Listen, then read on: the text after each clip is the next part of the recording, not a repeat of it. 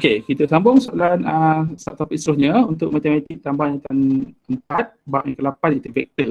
Okey, hari ini kita akan tengok membuat dan menentusahkan konjektur tentang sifat-sifat pendarapan vektor dengan skala. Okey, tengok Okey, 1. Okey, dia kata kalau A, okey, perhatikan vektor A ni A vektor A. Okey. Kemudian awak tengok vektor AB dan vektor CD. Okey, kita tengok. Jadi kalau A, ada berapa banyak A dekat vektor B ni?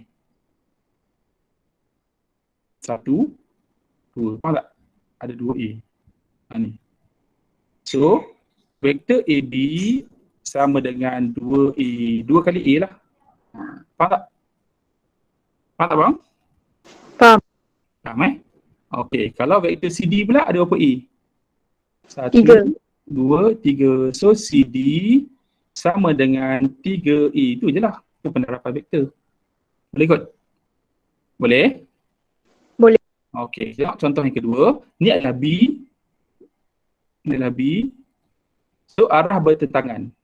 Ada berapa banyak B ni? 1, 2, 3, 4, 5, 6, 7, 8. So, 1, 2, 3, 4, 5, 6, 7, 8. 1, 2, 3, 4, 5, 6, 7, 8, 2. So, ada berapa B? Ada? Berapa B ni? Ada 2 B. So, arah bertentangan, letak tanda negatif. So, FE. Sebab apa FE? Sebab anak panah ni dari F ke E. So, FE adalah berapa B? So, arah bertentangan ke tak? 1 arah sini, B asal dia. So, FE arah dia ke sini. Arah bertentangan tak? Bertentangan tak arah dia? Hello? Arah bertentangan tak ni? Ni arah bertentangan. Bila bertentangan, letak negatif. Negatif 2B. Boleh kot? Faham tak ni? Faham tak? Hello? Dah senyap dah. Suara sikit, respon sikit. Okey, faham. Kalau tak nak respon, saya rakam video je. Bukan video nanti. Tak nak buat online. Okey. So, B ni ada apa? 1, 2, 3, 4, 5, 6, 7, 8. Ada 8 kotak. So, HG pula. Ada berapa kotak? 1, 2, 3, 4. So, ada setengah kan? Ini adalah 1/2B. So, arah dia bertentangan ke tak? Daripada yang asal. Yang B ni. Bertentangan. So, jawapan dia adalah HG adalah negatif 1/2B. Iaitu separuh B. Itu je maksud dia. Okey, faham tak ni konsep ni? Okey, boleh Kita tengok contoh 5. Okey, so penerapan skala K dengan vektor A menghasilkan vektor KA lah. So, keadaan dia KA ni. Ataupun arah KA sama dengan arah A. Okey, kemudian arah KA bertentangan, letaklah negatif. Okey, tengok contoh 5.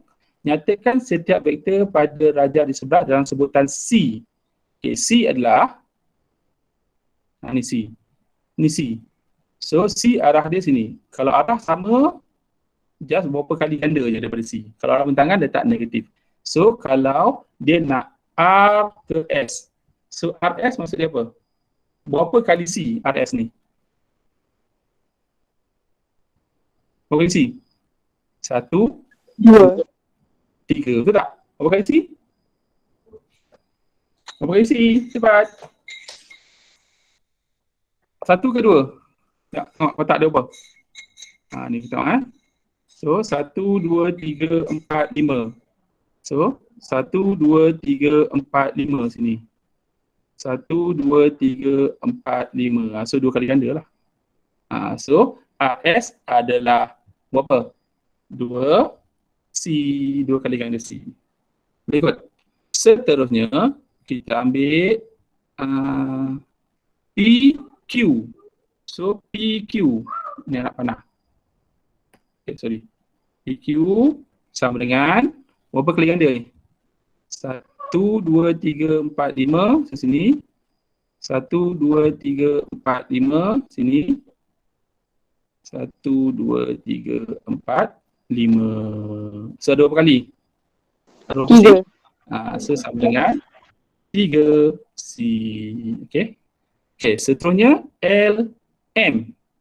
LM pula. Okey, arah dia bentangan ke tak dengan C? Bertentangan. Bentangan. So negatif. Berapa kali kan tu? Ada 5 tadi. 1, 2, 3, 4, 5. 1, 1, 2, 3, 4, 5. So ada berapa? 2 C. Faham?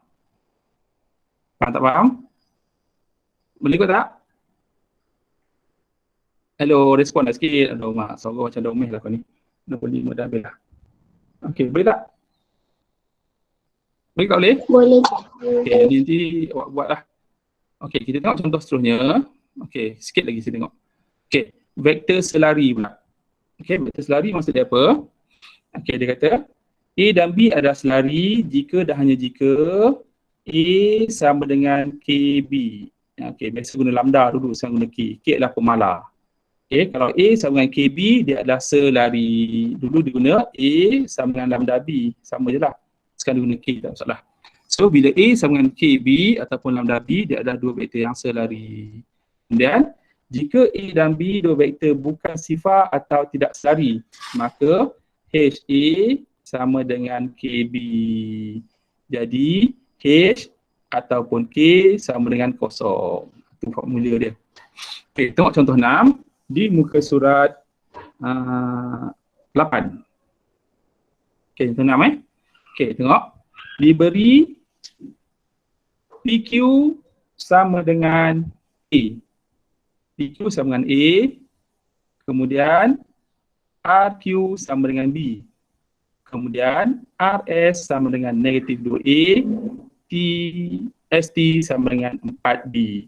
Pasangan vektor manakah yang selari? Mana huruf yang sama? Tengok. Ni A, ni A. So, PQ dia selari dengan PQ sama dengan KRS. Kan? Tahu tak sebab selari? A sama dengan PQ sama dengan KRS. Boleh ikut tak? Boleh ikut? Kan? So, PQ adalah A sama dengan negatif 2 E. Itulah maksud dia. Boleh ikut tak? Boleh tak? Boleh tak boleh? Boleh. Okay. So, kita dapat A ni adalah apa? A ni adalah PQ. So, gantikan E ni dengan PQ. Kan? Okey. Ataupun awak buat nisbah. Kita tengok Okey. RS. Okey, RS. Okey, kita buat nisbah. So, PQ per RS. Okey. Tengok So, PQ apa? PQ apa ni? Hello, PQ apa? PQ adalah apa ni? A. RS adalah Negatif 2A. negatif 2E. So, awak potong E. So, awak akan dapat PQ sama dengan negatif 1/2 RS. Dah dapat. Faham tak ni? Faham tak? Ataupun RS sama dengan negatif 2 PQ. Sama je lah, mana-mana pun sama. Saya dapat jawapan ni. Okey. Boleh ikut tak? Faham tak faham? Boleh ikut? Boleh. Cuba tengok yang kedua. B pula. Ni B, ni pun B. Okey, buat nisbah tadi. QR per ST sama dengan apa? QR sama dengan B. B per 4B. Okey, bagus. 4B. So, potong B. So, dapatlah QR sama dengan 1/4 ST ataupun apa? ST sama dengan 4 4 QR. sama je lah. Mana-mana boleh. So ST dengan 4 QR. Saya bagi lain sikit lah supaya awak boleh berfikir. Okey, tengok contoh 7. Okey. Diberi PQ adalah U. Sama juga. Okey, tunjukkan PQR adalah segaris. Kalau segaris, selari dia sama dengan ada lambda. So sama juga kalau selari segaris PQ per QR sama dengan PQ adalah U, QR adalah 5U. So potong. Dapatlah apa? PQ sama dengan 1/5 QR ataupun QR sama dengan 5 PQ. Sama je lah. Okey, faham tak ni?